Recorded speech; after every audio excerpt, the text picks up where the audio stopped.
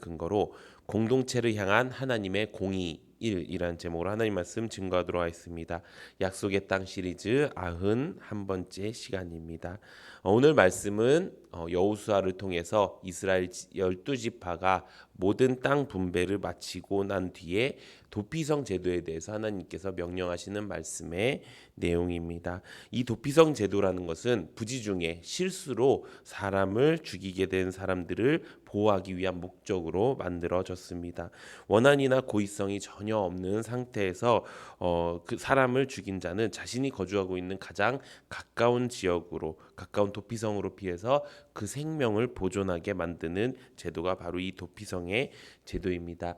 이 제도는 하나님께서 이미 이스라엘 백성들에게 한번 말씀하신 적이 있습니다. 바로 공교롭게도 제가 지금 출애굽기 강의를 또 하고 있는데 그 출애굽기 강의에서 나오는 말씀이 바로 도피성에 대한 말씀이었습니다. 이 말씀을 통해서 우리가 깨닫게 된 사실이 무엇이었죠? 바로 하나님은 생명을 소중하게 여기신다라는 말씀의 내용이었습니다. 하나님께서는 십계명을 이스라엘 백성들에게 가르치신 뒤에 바로 도피성에 대한 말씀을 전해주셨습니다. 그와 마찬가지로 여기에서도 이스라엘 백성들이 이제 약속의 땅에 들어가서 그들의 기업대로 그 땅 분배가 맞춰진 이후에 바로 이 도피성 제도에 대해서 말씀하신다는 것입니다. 왜 하나님께서는 무엇인가를 지정하셨을 때 십계명을 만드신 뒤에 도피성을 말씀하시고 또 그 기업의 분배가 끝났을 때 도피성을 말씀하셨을까요? 그 이유가 있다라는 것입니다. 그것이 바로 오늘 말씀들이 이 공동체에 대한 하나님의 마음이라는 것입니다. 우리가 이 말씀을 통해서 하나님께서는 이 공동체를 어떻게 생각하시고 또 하나님은 어떤 분이신지를 우리가 깨달아가는 은혜가 넘치기를 예수님의 이름으로 축원합니다. 하나님께서는 이 도피성을 마련해 주셨습니다. 그 마련해 주신 이유는 어떤 사람도 그 생명을 소중하지 않게 여기지 않도록 만드시기 위해서라는 것입니다. 그렇다면 왜 하나님께서는 그 생명을 그렇게 소중하게 여기셨을까요? 여기에선 두 가지 하나님의 마음을 우리가 알 수 있습니다. 첫 번째는 하나님은 공동체를 아끼시고 공동체를 살리기 위해 이 도피성을 만들었다라는 것입니다. 이 도피성 제도는 지금 방금 말씀드렸다시피 부지 중의 실수로 살인한 자들을 위해서 만들었다고 이야기했습니다. 만약 이들에게 도피성이 없었다라고 생각을 해봅시다. 그렇다면 어떤 일이 벌어질까요? 바로 피해 복수가 시작될 것입니다. 이 당시에는 사사로이 이제 어떤 여러 가지 일들로 인해서 안정상의 이유 또 다른 실수로 인해서 사람이 죽는 일이 좀 비일비재했습니다. 그런 상황 가운데서 내가 내 감정대로 내 주변에 있는 내 가까운 사람, 내 가족, 내 친지가 어떤 사람에 의해서 죽게 되었습니다. 근데 그게 내가 이성적으로 판단할 수 있었을까요?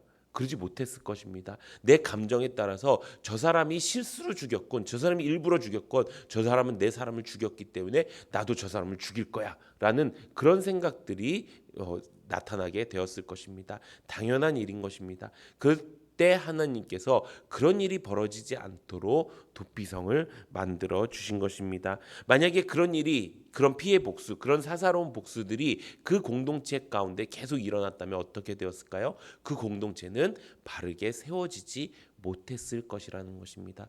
그래서 하나님께서 도피성을 만든 첫 번째 이유는요, 이 공동체를 바르게 세우기 위함이라는 것입니다. 어떻게요? 사사로운 감정에 따라서 움직이게 만드는 공동체가 아니라 하나님의 뜻에 따라서 하나님의 말씀에 따라서 움직이는 공동체로 세우기 위해서 이 도피성을 만드셨다는 것입니다. 오늘 말씀에는 여기까지 있는데 내일도 이제 도피성에 대한 말씀이 있는데 그 말씀에는 또 이 무조건 내가 난 실수했어요 라고 말하고 가서 그냥 무조건 숨고 끝나는 것이 아니라 그것을 증명하는 일까지 그리고 그것을 하나님께서 판단하시는 일까지 있는 일을 우리가 볼 수가 있습니다. 그렇듯 이렇게 하나님 앞에 내가 사사로이 내 마음대로 감정대로 공동체를 흔드는 사람이 아니라 이 공동체를 바로 세우기 위해서 하나님의 뜻에 맡긴다라는 것이 하나님이 공동체를 사랑하시는 그 첫 번째 이유라는 것입니다.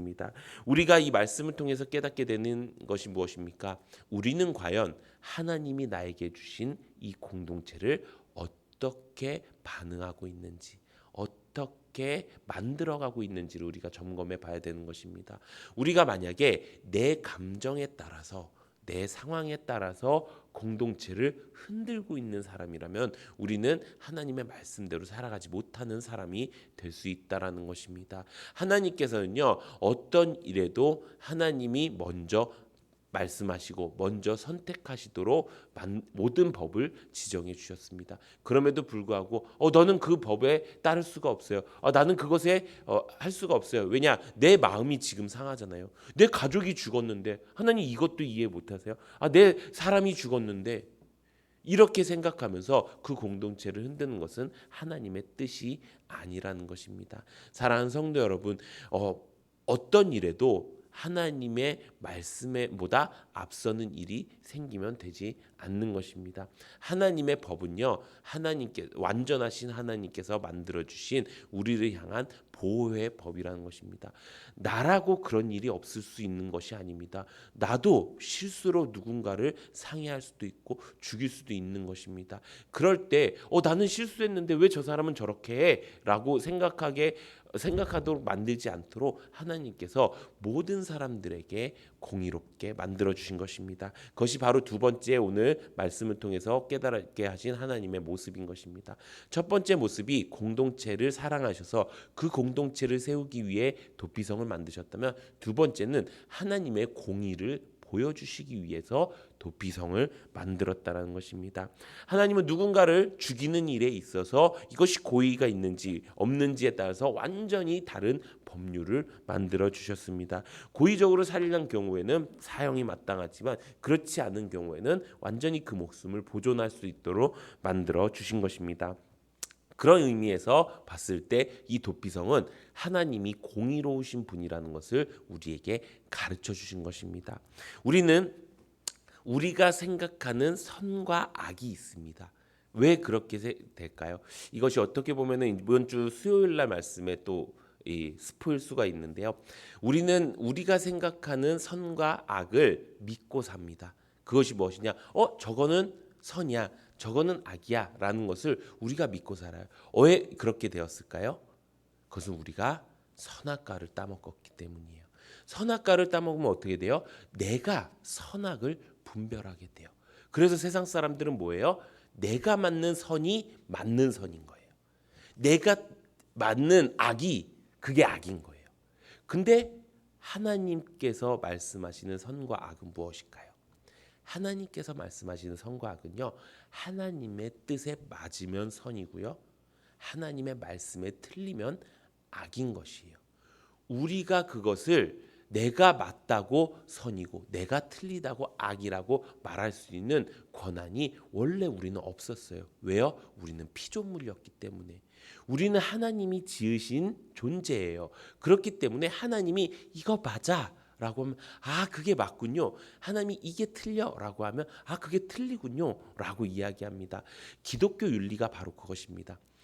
너무 많이 이야기하는데, 이 살인하지 말라라는 그 말에 있으면 세상 사람들도 살인에 대해서 악이라고 생각을 하잖아요. 그렇죠? 그래서 세상 사람들도 그것은 악입니다라고 이야기해요. 근데 우리한테 이 살인하지 말라가 악인 이유는 무엇일까요? 그것은 하나님의 명령에 어긋났기 때문에 악이라고 이야기하는 거예요. 완전히 틀린 거예요. 내가 생각했을 때 그게 악이니까 악이에요가 아니라 하나님의 말씀에 어긋나니까 그것이 악이에요. 이것이 기독교 윤리에 배우는 그 신학이에요.